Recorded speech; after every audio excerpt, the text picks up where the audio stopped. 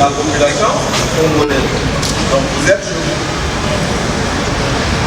Bien, nous sommes ici au gymnase du commandement de la sécurité civile.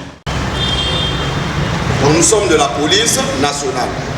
La mission principale, notre mission principale, c'est la protection des personnes, des biens et de l'environnement. C'est notre raison d'être. Quand on nous engage, on nous confie cette mission. Vous êtes là pour protéger les populations. Donc d'abord les personnes. Parce que le bien, on peut casser la maison, demain on va reconstruire.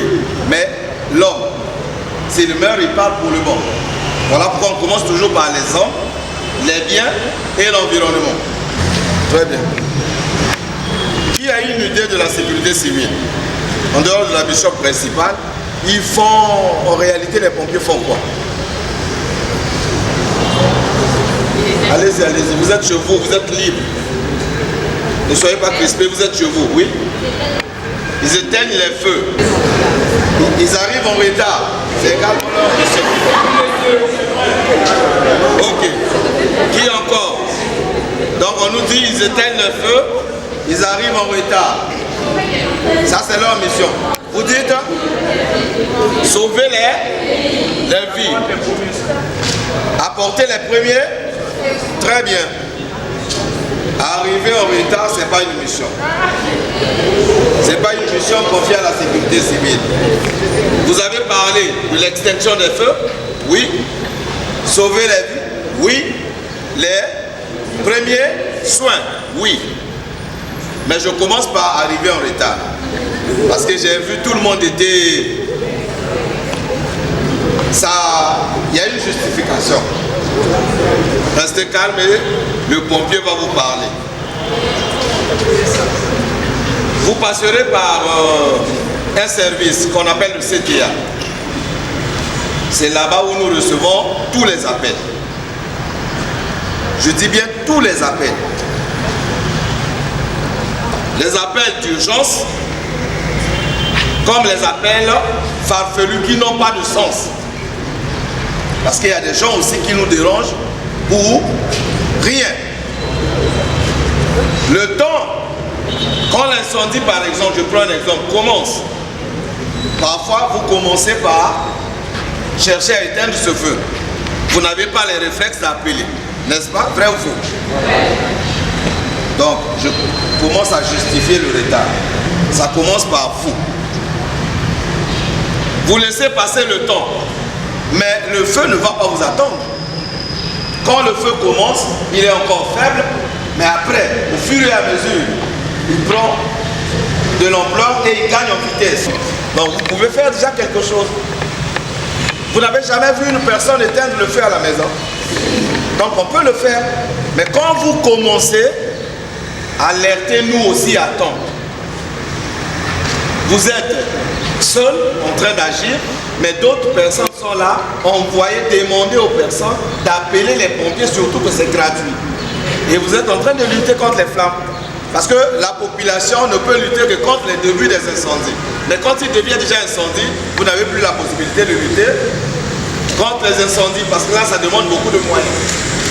Sauver les vies. Oui, nous sauvons les vies. En permanence. Nous sauvons les vies, vous allez voir.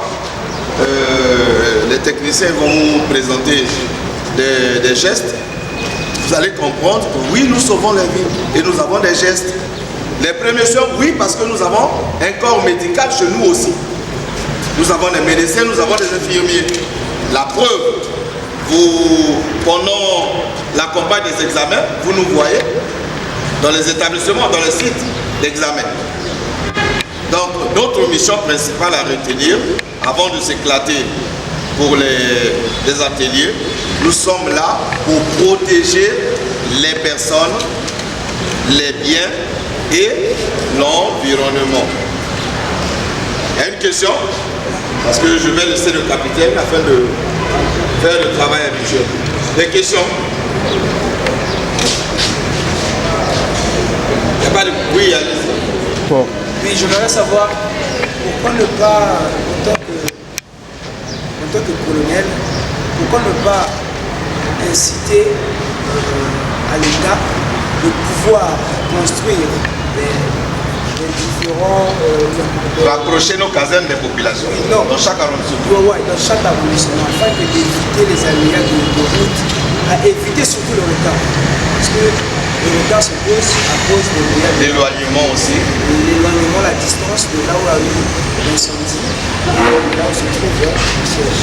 Est-ce que vous avez déjà eu à parler de ça ou vous avez une idée? Merci beaucoup.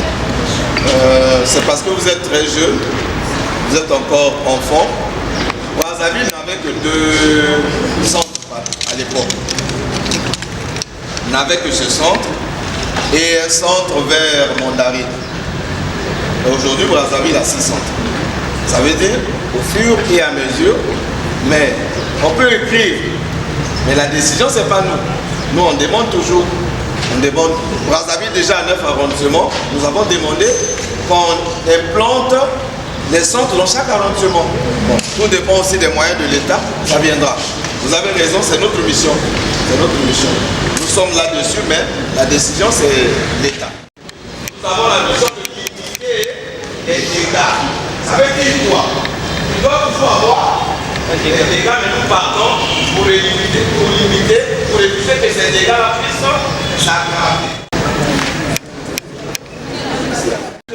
On va vous conseiller à soi et vous allez passer dans nos ateliers pour comprendre et poser des questions. Parmi vous, il y a ceux qui ont été compris bien en retard, ils sont incompétents. Alors, en face de vous, vous aurez des professionnels, vous aurez des spécialistes dans le genre, donc il est à vous de poser des questions. Donc, je vous prie de vous scinder en 3 groupes. Là, c'est déjà bon. Là, le premier groupe, le deuxième et le troisième.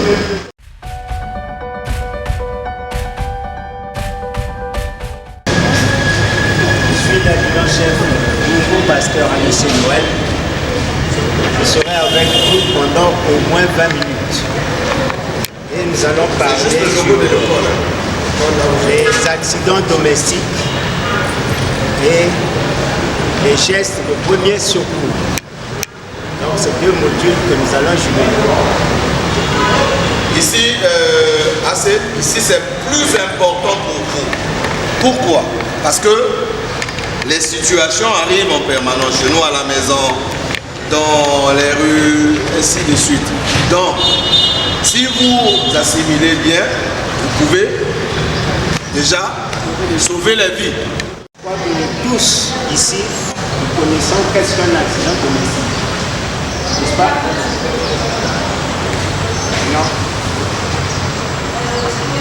Qui peut nous dire c'est quoi un accident domestique? Je m'appelle Lawa et c'est vrai qu'un accident domestique, ce sont des accidents qui arrivent à la maison. Donc le mot domestique vient du mot demeure, domicile, maison.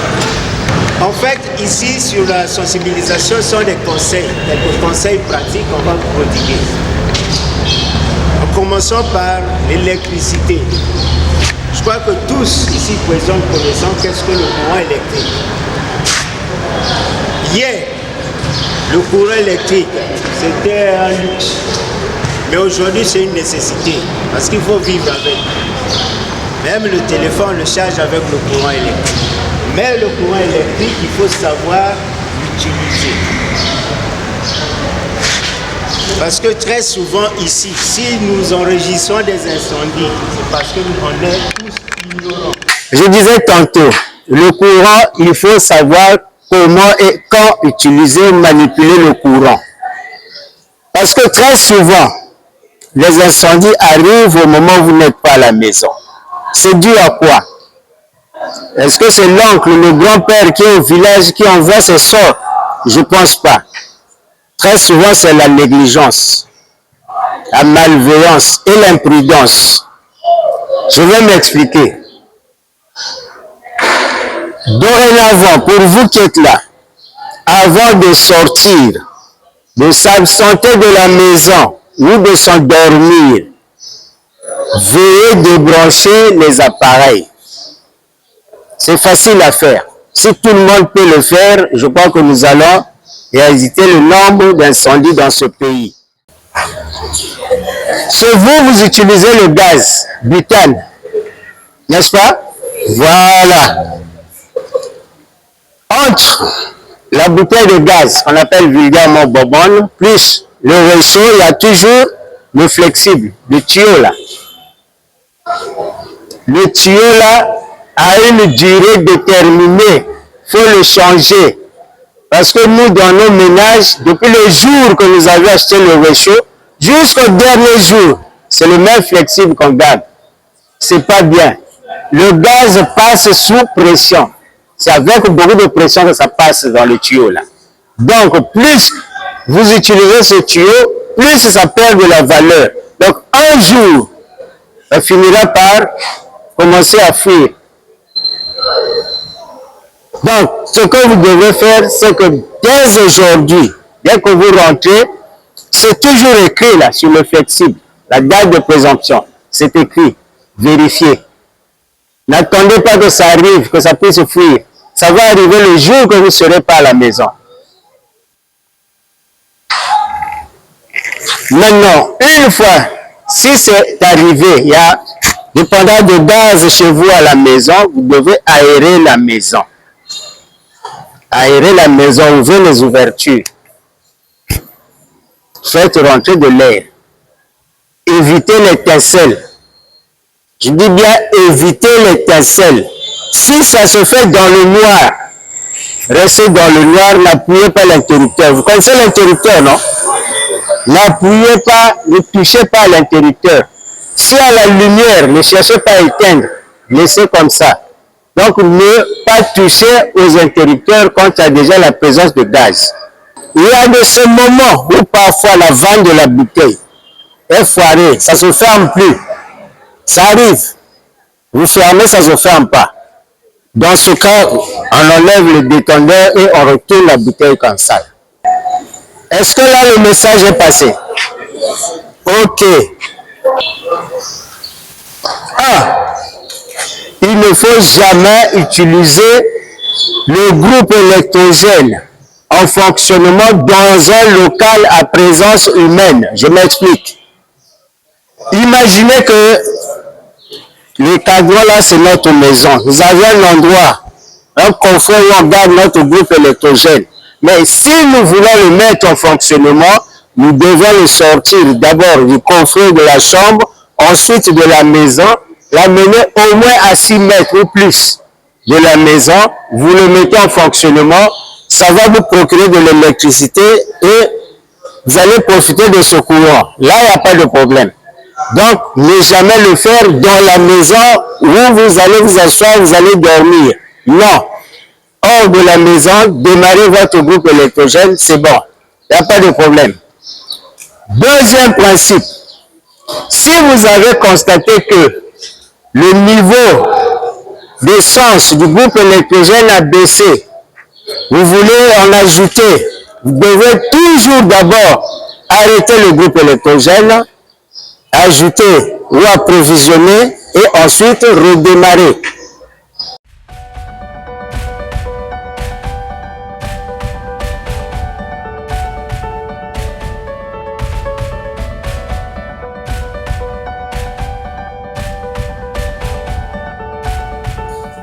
Il y a deux opérateurs qui sont du jour. Il y a l'adjudant-chef et l'adjudant Ondali. Qu'est-ce que vous constatez ici? Vous constatez les téléphones fixes. Le CTA, le centre transmission et alerte. Le centre de transmission et alerte. La centralisation, c'est là où on reçoit les appels venant de l'extérieur. L'extérieur, c'est vous les appelons. Hein? Lorsque nous appelons l'extérieur, c'est vous. Lorsque vous appelez le 118, depuis 45 jusqu'à Ngangali, lorsque vous appelez le 118 transite par ici. Donc ici, nous sommes au centre de traitement d'alerte. Dans le centre de traitement, ici, il y a deux téléphones qui sont là-bas. Il y a 11 téléphones. Les 11 téléphones portent le numéro 118. Le 118, il y a le RTL et le MTN. Donc, lorsque vous appelez, vous avez un numéro MTN, vous avez un numéro RTL. Lorsque vous aimez les appels, le 218, le 118 arrive ici. Vous appelez, l'information arrive et il traite. Il reçoit les informations et avant de traiter, il doit vous poser quelques questions. Quand il pose, lorsque le feedback entre vous et l'opérateur, c'est ce qu'on appelle le traitement. Ils reçoivent les informations, ils traitent, après ils alertent. Alerte, c'est-à-dire ils envoient le centre le plus proche du sinistre. Ceux qui sont à Mikalo ou bien à Mukondo, au lieu d'envoyer le centre vide, d'aller intervenir à Mukondo, mais il y a un centre qui est plus proche, qui est à Mukondo, on envoie le centre le plus proche. Ceux qui sont à Bakongo, nous avons un centre de secours secondaire et un centre de secours principal à Angola, disons, au centre sportif. Au lieu d'envoyer le centre-ville, donc on envoie le centre le plus proche du sinistre.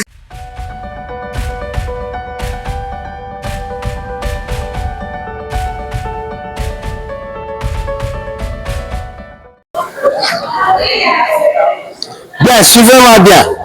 Vous n'êtes pas des secouristes formés, mais le fait de passer par ici, là, on vous inculque déjà quelques notions qui peuvent vous permettre de sauver les vies. Donc, suivez attentivement. Pour sauver une victime, la première des choses, c'est d'abord se protéger vous-même. Nous, on n'accepte pas que quelqu'un parte pour sauver et qu'il se transforme en victime lui-même. Non. Tu vas pour sauver, tu dois obligatoirement sauver. Pour ce fait, il faut d'abord se protéger soi-même. Il n'y a pas un canevas que je vais vous donner là pour la protection. La protection, c'est par rapport au cas. Si par exemple, je suis là, j'ai tenu le courant, je me suis fait électrocuter, toi, tu viendras me toucher? Non. C'est une forme déjà de protection par rapport à ma situation, n'est-ce pas? Si par exemple, je suis là, je me tombe de douleur sur moi, il y a un truc qui prend là, qui veut tomber. Le fait de me déplacer, c'est pas une protection? Voilà. Il n'y a que deux positions pour intervenir. Soit il est à genoux, soit il est en trépied. Tri, c'est trois. Trépied, donc 3 points d'appui. 3 points d'appui.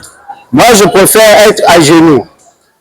Bien. Je veux savoir si ma victime est consciente ou pas. Je fais quoi? Je tiens ma victime par la main. Pourquoi je la tiens par la main? C'est pour que si elle ne peut pas s'exprimer, mais gestuellement peut me donner une réponse. Donc, je dois tenir par la main. Et aussi possible, le réveiller, tapoter à l'épaule. Monsieur, vous m'entendez? Si vous m'entendez, cliquez les yeux. Si la victime est consciente, il va donner une réponse. Donc, je pose soit une question simple ou je donne des ordres simples à la victime. Si la victime réagit, je déduis que ma victime est consciente. Donc, je ne perds pas le temps pour ça. Est-ce que ça va pour tout le monde? Est-ce que ça va pour tout le monde? Ok. Reste là. Vous êtes condamné. Vous êtes condamné, restez là. Bien. Nous allons maintenant la mettre en position latérale de sécurité. Je vous ai dit qu'elle consiste à sauvegarder la vie d'une victime inconsciente qui respire. Pourquoi on met la victime en position latérale de sécurité? Parce qu'une victime inconsciente, ses réflexes innés ne fonctionnent plus. De prendre le bras, côté secouriste que je suis, former un angle droit avec l'axe des épaules. Pomme, retourner vers le haut. L'angle droit. Pomme, retourner vers le haut. 2. Je rapproche les pieds. Je ne soulève pas. Peut-être qu'il a des fractures. Je ne soulève pas, je rapproche seulement. 3. Je prends le bras, côté opposé. Parce que ici, c'est mon côté. Là-bas, c'est le côté opposé. Je prends Je jouais avec mon bras côté tête de la victime. Pomme contre pomme. Et je place le revers de la main de la victime sur sa joue. Et je n'enlève plus. Je garde comme ça. Je viens prendre le pied opposé par le creux du genou. Je recule, je prends de l'écart et je le bascule. Je cale. Je retire ma main par là.